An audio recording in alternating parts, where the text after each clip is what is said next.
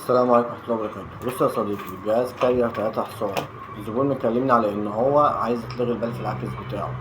طبعا لما حبيت ان انا اكشف على الفريون، مفيش فريون خالص، يعتبر الفريون قليل جدا. طيب هنبدأ ان احنا نعلق العداد. ظهر معايا ان الفريون ضعيف جدا، محتاج يتزود. طب جيت اشغل علشان اتاكد، لقيته بالفعل مديني صفر، اللي هو محتاج فريون. طب ايه اللي السبب اللي خلاه ان هو عايز فريون؟ تعالى بقى نشوف بعد ما فكيت الجهاز كده عشان اقدر اشوف الموضوع بالظبط. إيه لو في تسريب، التسريب ده مكانه فين؟ وموضوع البلف العاكس. فظهر قدامي ماسورتين، الماسورتين السود دول هما المكان الرشح الزيت، رشح الزيت اللي عامل السواد في الماسورتين دول. طيب البلف العاكس ده احنا كده كده خلاص هنشيله، لان هو الشك جاي منه، ان التسريب جاي منه. المواسير الطويله اللي احنا شايفينها دي على وضعها زي ما هي كده، بس الحمد لله ما فيهاش كلها تسريب. تمام. اصبح التسريب رشح الزيت جاي في اماكن معينه. فهنعمل ايه؟ هنكشف بصابون عشان نقدر نعرف التسريب جاي منين، وبعدها نبدأ ناخد خطوة. البلف ده هنشيله خالص، وبعد ما هنشيله الماسورتين السود دول هنعمل عليهم كوبري علشان الفريون يعدي. فدلوقتي انا بضغط فريون علشان يبان معايا التسريب مكانه فين، ومركب العدادة عشان اقدر اعرف الضغط قد ايه في الفريون في الجهاز. فببدأ أشوف بقى لو في تسريب زيت ولا حاجة على المواسير يظهر معايا. هو فعلا الماسورة كلها مرشحة زيت. طيب هنشوف بقى بالصابون في حاجة تظهر ولا لأ. الواضح كده إن مفيش حاجة بتظهر، لأن الفريون تقريبا كميته قليلة. فهبدأ إن أنا أشغل الجهاز على وضعه كده علشان ياخد فريون مني أكتر من الأسطوانة، بحيث إن الكبس جوه الجهاز يزيد. طيب بدأ يظهر معايا جزء صغير خالص زي ما انت شايف كده، النقطة الصغيرة البيضة دي، ده كده المكان اللي بقى فيه ظهر معايا تسريب بالفقاعات بتاع الزيت بتاع الصابون. ده كده معناه ان انا لازم الغي البلف، علشان هو كده الجزء التسريب جاي منه. شايف المكان، شايف المكان بميكروسكوب كده لما اعمل زوم بالكاميرا، ظاهر معايا كويس قوي ان الموضوع فيه زيت. ظهر معايا كويس قوي ان فيه زيت في الجهاز. فالوضع ده كده معناه ان انا لازم الغي البلف العاكس، لان الجزء ده ما بيتلحمش. اي صنايعي يجي يلحم لو بلمبه او ببشبوري مش هيعرف يلحم الجزء ده خالص. فايه اللي بيتم؟ بيقوم لاغي البلف، يا اما يركب واحد جديد، يا اما شايف الماسورتين اللي جنب بعض السود دول هيتركب عليهم كوبري. انا كده هبدا ان انا افك البلف من مكانه، بسخن عليه بالنار عشان اشيله جزء جزء. الماسوره دي هشيلها وهفصل كل حاجه عن بعضها علشان ابدا اعمل كباري، كل ماسورتين كوبري مع بعض، كل ماسورتين كوبري مع بعض. فيبدا ان الفريون يبقى ماشي بطبيعته كده في الدايره. فانا كده بخليها بدل ما بلد ساخن يبقى بلد فقط. ده كده البلف العاكس انا شلته خالص.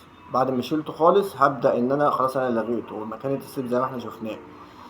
طيب هنعمل ايه بعد كده؟ المواسير دي هنبدأ ناخد كل ماسورتين جنب بعض. في ماسورة رايحة كبس اللي هي رفيعة خالص جاية من عند الكباس، دي هتدخل في الماسورة زي ما انت شايف كده. الوضع ده كده بالطريقة دي كده، اللي هو جزء رايح للكباس رايح للسربنتينة، والجزء التاني انا دلوقتي بعمل ضغط عشان اشوف هيظهر معايا تسريب في ماسورة من المواسير في الحمل ولا مش هيظهر، عشان الموضوع ده مهم اوي. بعد ما اتأكدت ان مفيش تهريب خالص فريون، هبدأ ان انا اشغل الجهاز علشان ياخد شحنته. بس قبل ما اعمل خطوة ان انا اشغل الجهاز واخد شحنته، هعلق الفاكيوم، عشان مهم اوي موضوع تعليق الفاكيوم. اسحب الهواء اللي موجود في الدايرة كلها. خد معايا 5 دقايق، خد معايا 10 دقايق، ربع ساعة، ممكن ياخد معايا نص ساعة على حسب الفاكيوم اللي معايا. انا اللي معايا فاكيوم موتور، بقدر ان انا استغل الموتور وهو شغال يفاكيوم لي. ده كده الكبس، معناه ان الكبس اللي جوه بقى اللي هو ايه، على قد ما يقدر بيسحب لي الهواء اللي موجود في الدايره، عشان يبقى الدايره نظيفه، يدخل فريون نظيف من غير هواء، ما يحصلش اي سدد، ما يحصلش اي حاجه خالص، فالسرعه تزيد تحت الصفر. انا دلوقتي بشيل علشان اتاكد ان فعلا إيه في كبس، في سحب. ده كده سحب.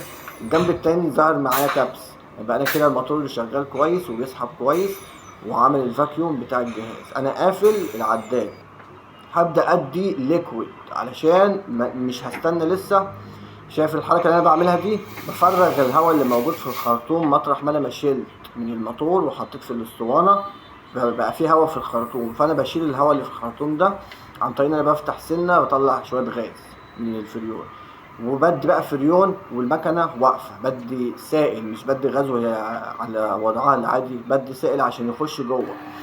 فطبعا كده اول تشغيل بعد ما لغيت البلف العاكس وعملت الكباري وعملت الفاكيوم، اول تشغيل مش هياخد معاك وقت طالما الموضوع ماشي صح. وبعدين هبدأ ان انا اشوف الجهاز من جوه الفانة الدنيا ماشية ازاي، التبريد اخباره ايه.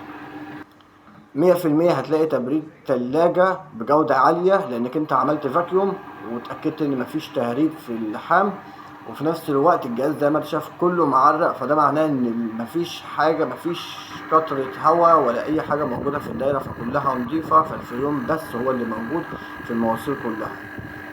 هبدأ كده انا فصلت الجهاز علشان الضغوط تبقى متساوية، فلو في تهريب فريون في المكنة يظهر معايا مع الكبس بتاع الشحنة الكاملة. فده برضه موضوع أأكد عليه قبل ما أقفل خالص وأسيب الجهاز وأمشي. اتأكدت إن مفيش أي لحام بيهرب معايا والدنيا بقت ماشية تمام. هبدأ بقى إن أنا أشغل. شايف الكباري اللي أنا عاملها دي، السحب مع السحب والطرد مع الطرد، أنا كده قفلت وشغلت وكل حاجة بقت تمام، والمواسير معلقة والفريون مظبوط ودنيتي بقت زي الفل. بسم الله ما شاء الله، الموضوع مشي من بدايته لنهايته زي الفل. وده بيرجع برضه للخبرة. والسلام عليكم ورحمة الله وبركاته، وما توفيقي إلا بالله، عليه توكلت وعليه أنيب.